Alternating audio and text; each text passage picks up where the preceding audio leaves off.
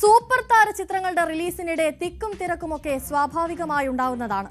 പക്ഷേ അതിനിടയിൽ ഒരു ജീവൻ നഷ്ടപ്പെടുന്ന സംഭവം രാജ്യത്ത് തന്നെ ഒരിക്കലേ ഉണ്ടായിട്ടുള്ളൂ.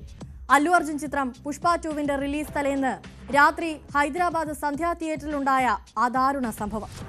ഒരു വർഷം പിന്നിടുമ്പോൾ കേസിൽ കുറ്റപത്രം നൽകിയിരിക്കുകയാണ് ഹൈദരാബാദ് പോലീസ്.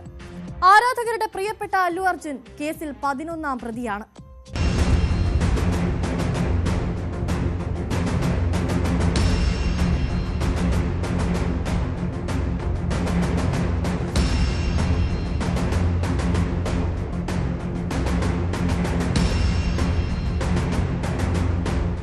കഴിഞ്ഞ വർഷം ഡിസംബർ 5-നായിരുന്നു പുഷ്പ 2 റിലീസ് നിശ്ചയിച്ചിരുന്നത്.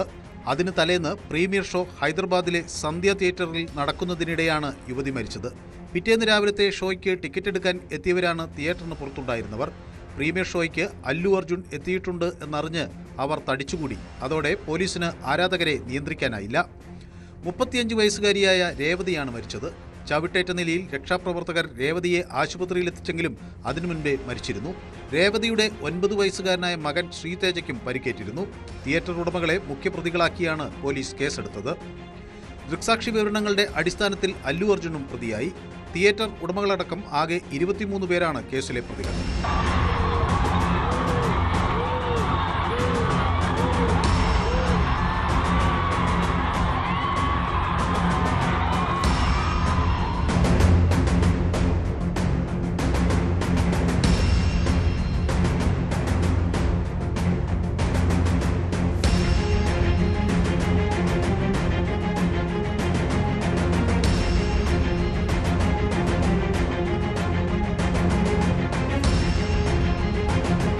മരിച്ച രേവതിയുടെ കുടുംബം നൽകിയ പരാതിയിൽ ഡിസംബർ 13-നാണ് അല്ലു അർജുനെ വീട്ടിൽ നിന്ന് പോലീസ് അറസ്റ്റ് ചെയ്തത്.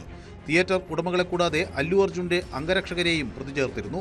അറസ്റ്റിന് തൊട്ടു പിന്നാലെ തെലങ്കാന ഹൈക്കോടതി ജാമ്യം അനുവദിച്ചതിനാൽ താരത്തെ പിറ്റേന്ന് തന്നെ മോചിപ്പിച്ചു.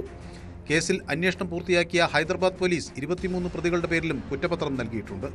തിയേറ്റർ ഉടമകളാണ് മുഖ്യപ്രതികൾ. 11ാമത്തെ പ്രതിയാണ് അല്ലു. മരിച്ച രേവതിയുടെ കുടുംബത്തെ അല്ലു അർജുൻ അനുശോചനം അറിയിച്ചിരുന്നു. കുടുംബത്തിന് താരവും തെലങ്കാന സർക്കാരും നഷ്ടപരിഹാരവും സാമ്പത്തിക സഹായവും നൽകി. കുറ്റപത്രം സമർപ്പിച്ച സാഹചര്യത്തിൽ ഇനി കോടതി വിധിക്കായാണ് എല്ലാവരും കാത്തിരിക്കുന്നത്.